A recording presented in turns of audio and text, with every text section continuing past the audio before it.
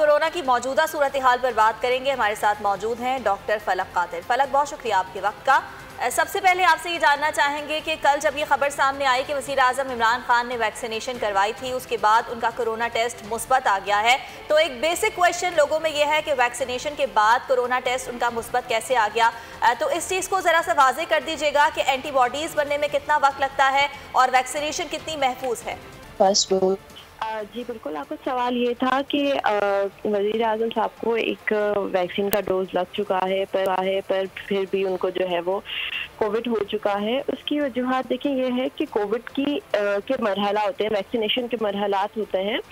First dose लगती है, उसके बाद बूस्टर डोज लगती है। तो अभी तक उनको सिर्फ फर्स्ट डोज ही लगा था और ये बॉडी टू बॉडी वेरी करता है कि किसकी बॉडी कितना जल्दी जो है वो एंटीबॉडीज या फिर वो इस तरह की एडेप्टेशन ले लेती है कि वायरस के खिलाफ बहुत अच्छे तरीके से फाइट। तो वज़ीर आज़म साहब की बॉडी के अंदर वो एडेप्टेशन इतना जल्दी उन्होंने नहीं डेवलप की है और दैट्स व्हाई उनको जो है कोविड हो गया है।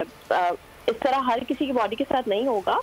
बहुत सारे ऐसे लोग भी होंगे जिनको वैक्सीन लगेगी, फर्स्ट डोज पर ही उनकी बॉडी जो है वो रिस्पॉन्स कर जाएगी और अगर वायरस उनके खिलाफ अगर कोई भी वायरस उनके खिलाफ आएगा कोविड का, तो वो उस पर फाइट कर जाएंगे।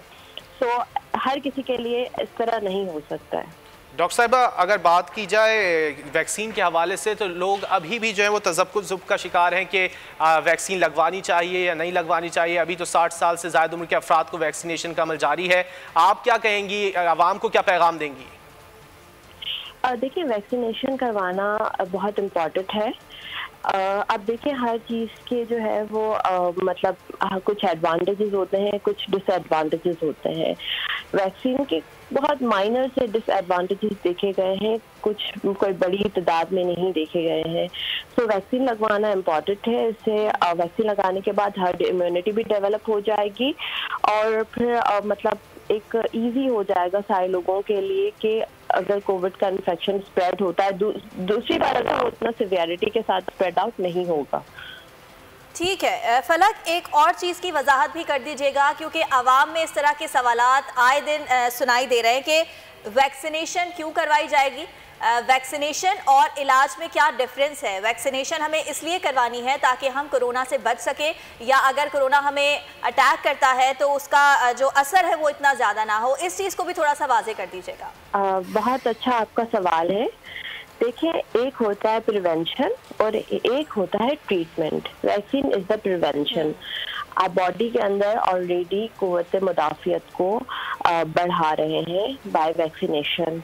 वैक्सीनेशन है क्या? वो mRNA वायरस हमारी बॉडी के अंदर प्रोटीन्स होते हैं, उसको बूस्ट कर रहा होता है। वो मतलब कि आपकी बॉडी के अंदर इम्यूनिटी डेवलप सेल करता है। ठीक है, सो वैक्सीन जो है वो बॉडी के अंदर इम्यूनिटी को बढ़ाए और ट्रीटमेंट जो है वो तो ऑब्वियसली बात है, एक बार वायरस ने आप पर अटैक कर लिया, आप बुरी तरीके से आपको हो सकता है वो सिवियरिटी के साथ आपको अटैक करे, आपको लंग्स पर भी आपके लंग्स पर डैमेज कर रहा है। तो वैक्सीनेशन तो एक कहते हैं ना, हम पहले से ही एक चीज़ के लिए प्रोटोकॉल डेवलप कर लें, वायरस को बॉडी में आने से पहले ही हम उसके खिलाफ जो है डिफरेंट तरह की स्ट्रेटजीज बना लें कि वो बॉडी के अंदर बहुत बुरे तरीके से असरअंदाज ना हो। तो वैक्सीन जो है वो आपको कोविड से बचा, सिवियरिटी से बचा रही है।